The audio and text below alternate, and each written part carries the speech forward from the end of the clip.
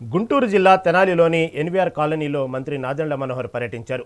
Ration షాపులు ఏర్పాటు చేసిన గోధుమ పిండి పంపిణీ కార్యక్రమంలో మంత్రి పాల్గొని లబ్ధిదారులకు సరుకులను అందజేశారు. అర్హులైన ప్రతి కుటుంబానికి నాణ్యమైన ఆహార పదార్థాలను సకాలంలో అందించడమే ప్రభుత్వ ధ్యేయమని మంత్రి స్పష్టం చేశారు.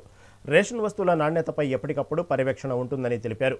విధుల్లో నిర్లక్ష్యం వహించకుండా ప్రజలకు మెరుగైన సేవలు అధిగమించాలని అధికారులు ఆదేశించారు. కొత్తగా మనం చేయబోయే కార్యక్రమాలు ఈ నెలాఖరు నుంచో రేపు వచ్చే నెల నుంచో మొదలు పెడతాం. ఎక్కడ కూడా మీకు నీటి సరఫరా అసౌకర్యంగా ఉన్న పరిస్థితుల్లో ప్రాంతాల్లో ఆ మార్పు అనేది చేసి చూపిస్తారు మన కమిషనర్ గారు, వారి సిబ్బంది. చాలా చోట్ల మనం పైప్ లైన్ ఇచ్చాం, కానీ సద్వినియోగం చేసుకోలేకపోతున్నారు.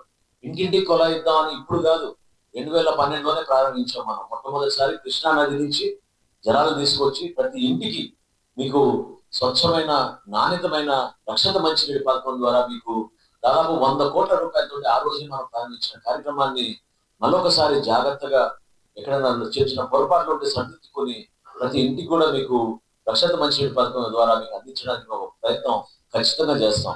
మీరందరూ కూడా సహకరించాలి. తడి చెత్త పొడి చెత్త మీకు గుర్తు చేస్తున్నాను, భారతదేశంలో మొట్టమొదటి పట్టణం ఇది ప్రారంభించింది తెనాలి పట్టణం. మీరందరూ దాంట్లో పాల్గొన్నారు. రాష్ట్ర వ్యాప్తంగా ఈ రోజున 29,750 రేషన్ షాపులు కూటమి ప్రభుత్వం వచ్చినాక ముందు తహసీల్దార్ గారు చెప్పినట్టు ఏ విధంగా ఆ వ్యవస్థని కొంతమంది లబ్ధి కోసమే ఉపయోగించారో, తద్వారా ఎన్ని వేల కోట్ల రూపాయల నష్టం జరిగిందో ఆ వాహనాల ద్వారా మీకు